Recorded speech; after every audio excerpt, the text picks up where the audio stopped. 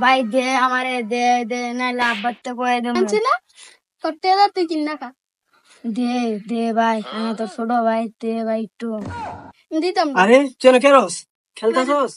গরম গরমে আমি দে তুই জুস খাস না খাইছিলাম সকালে আরে একটা খেলে 10টা খাবি বেটা তোর আব্বার কবি 10টা কিনা দাও সবাই 100 টাকা করে খায় তুই 10টা খাবি তুই ভাই যা তাড়াতাড়ি চাইল আছে না তাও করো চাইল দিয়া জুস খাই যা আইসক্রিম আছে আইসক্রিম লবি দেবে যা দিছি একটা ফেস লাগাইয়া আবার হ্যাঁ ছোটটারে লাগাও দেখি ছোটটা কই গেছে ছোটটারে কুমকি জায়গা ছোট কি করো খেলতেছি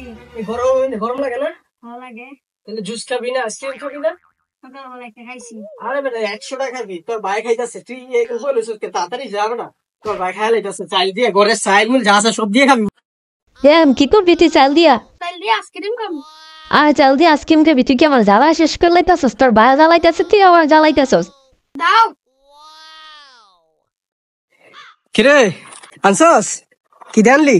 চাল বেচা জুস আনছি আরে চাল কয় কেজি 10 কেজি 10 কেজি চাল দিয়ে তুই একটা জুস পাইছি খাই লাইছি তোর জুস কো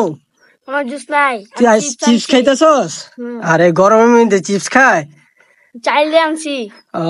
তার যে এড়ে দিছে বেটায় তোর ঠগাইছে রে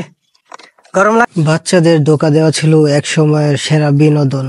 মজার ব্যাপার হলো তখন এগুলো নিয়ে কেউ কিছু মনে রাখতো না কয়েক মিনিট পরেই আবার একসাথে হয়ে খেলতো।